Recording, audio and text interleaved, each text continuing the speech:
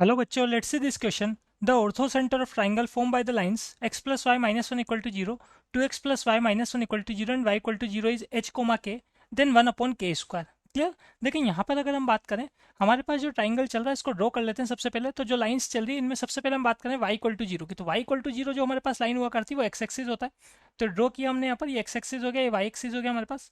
तो ये लाइन हमारे पास x एक्सिस वाली जो है ये हो गया y इक्वल टू जीरो। ठीक है, फिर इसके अलावा है हमारे पास x plus y equal to one. तो ये हमारे पास इंटरसेप्ट फॉर्म से अगर हम बात करें तो x पे भी 1 यूनिट और y पे भी 1 यूनिट लेंथ का इंटरसेप्ट कट करती हुई लाइन।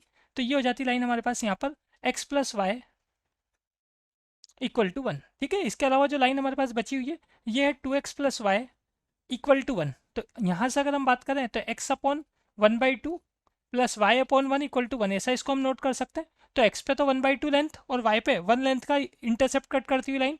तो यहीं से लाइन हमारे पास पास होगी और कहाँ से जाएगी ये जाएगी हमारे पास यहाँ पर 1/2 से। ठीक है, ये लाइन हमारे पास आ गई। ये यहाँ पे जो पॉइंट है ये है 1,0 हमारे पास। इसके बाद अगर हम बात करेंगे यहाँ पे, ये कौन सा पॉइंट हो गया हमारे पास, ये पॉइंट हो गया 1,0 यहाँ पर। ठीक है, यहाँ जो पॉइंट है हमारे पास ये 1/2,0 हो गया। क्लियर। और ये ऊपर की तरफ जो पॉइंट चल रहा है ये हो गया 0,1। ठीक, तो इसको सिंपल हम यहाँ पर इसको ए ले लेते हैं, ये पॉइंट हम बी ले लेते हैं यहाँ पर और ये सी ले लेते हैं। तो ये ए बी सी ट्राइंगल हमारे पास हो गया यहाँ पर। अब हमको क्या करना है, यहाँ पे ऑर्थो सेंटर पॉइंट जो है वो फाइंड करना है। उसका जो वाई कोऑर्डिनेट होगा वो के होगा। तो फिर हम 1/k इसका इजीली फाइंड कर लेंगे। तो ऑर्थो सेंटर फाइंड करने के लिए हम क्या किया करते हैं, इन सभी से, जैसे ए है तो ए से जो इसके सामने वाली लाइन है उस पर परपेंडिकुलर ड्रॉ करते हैं। तो ए से हमने परपेंडिकुलर ड्रॉ किया यहाँ पर। तो ये जो परपेंडिकुलर यहाँ पर हमने ड्रॉ किया था इंटरसेक्शन पॉइंट जो आया इसको हमने सिंपल यहाँ डी ले लिया। फिर ऐसे हम क्या करेंगे, बी से भी परपेंडिकुलर ड्रॉ करेंगे। तो बी से हम इस ए सी पर क्या करेंगे, परपेंडिकुलर ड्रॉ करेंगे।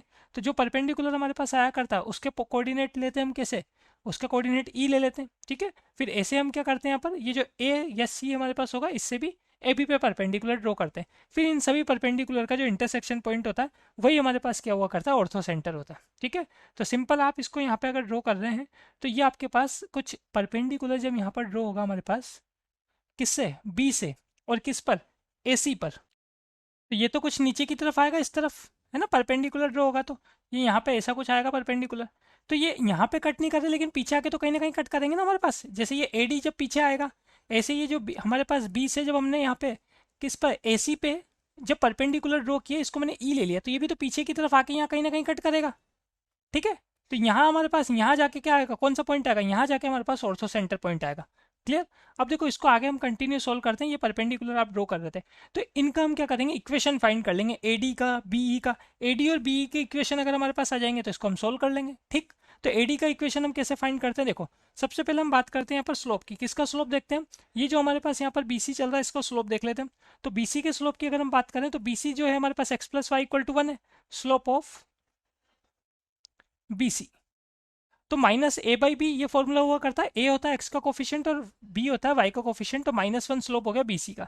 तो बीसी का स्लोप अगर -1 है तो हमारे पास slope of AD, slope of AD कितना होगा, +1 होगा। क्यों, परपेंडिकुलर लाइंस के स्लोप का मल्टीप्लीकेशन कितना होता है, -1 होता है। तो बीसी का स्लोप अगर -1 है तो एडी का स्लोप क्या होगा, 1 होगा हमारे पास। ठीक है, अब हम बात करते हैं पर एडी का इक्वेशन फाइंड कर लेते हैं। एडी का इक्वेशन हम कैसे फाइंड कर लेंगे, यहाँ पे हमारे पास पॉइंट तो चल ही रहा है, 1,0 से पास हो रहा है कौन, एडी, और इसका स्लोप भी पता है। तो y minus y one equal to m x minus x one से, ये हमने बताया पर इक्वेशन ऑफ एडी।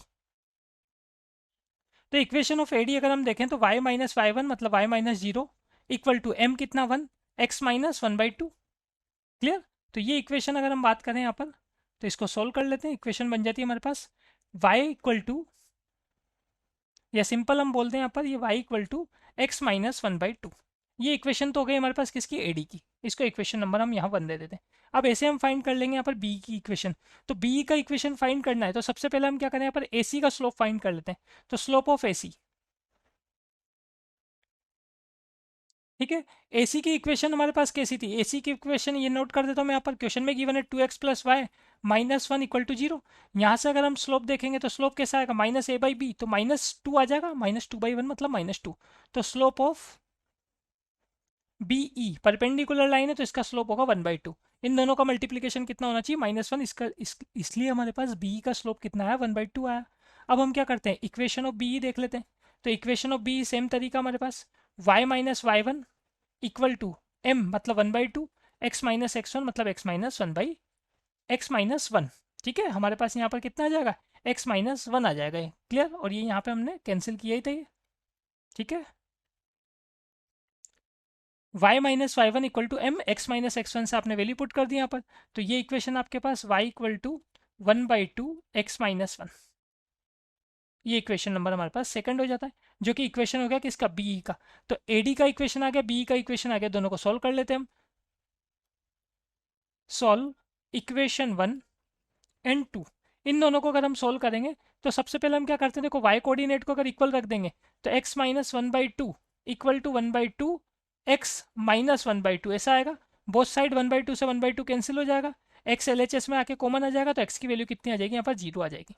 एक्स की वैल्यू अगर मैं किसी भी एक इक्वेशन में पुट कर देता हूँ, इसमें इक्वेशन वन में पुट कर देता हूँ, तो वाई की वैल्यू क्या आ जाएगी, यहीं पर देख लेते हैं। वाई की वैल्यू अगर एक्स हम जीरो पुट कर देते हैं तो वाई की वैल्यू आ जाती है minus one by two.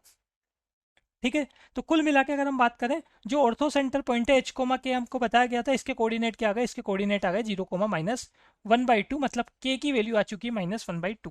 Clear, हमको फाइंड करना था यहाँ पर वन अपॉन के स्क्वायर, तो one upon k square find करना है, तो one upon minus one by two whole square. ठीक है, तो ये बन जाएगा हमारे पास one upon one by four, four ऊपर चला जाएगा, तो वन अपॉन के स्क्वायर की जो वैल्यू आ जाती है हमारे पास, ये आ जाती है यहाँ पर फोर। क्लियर, तो final answer is four. Best of luck.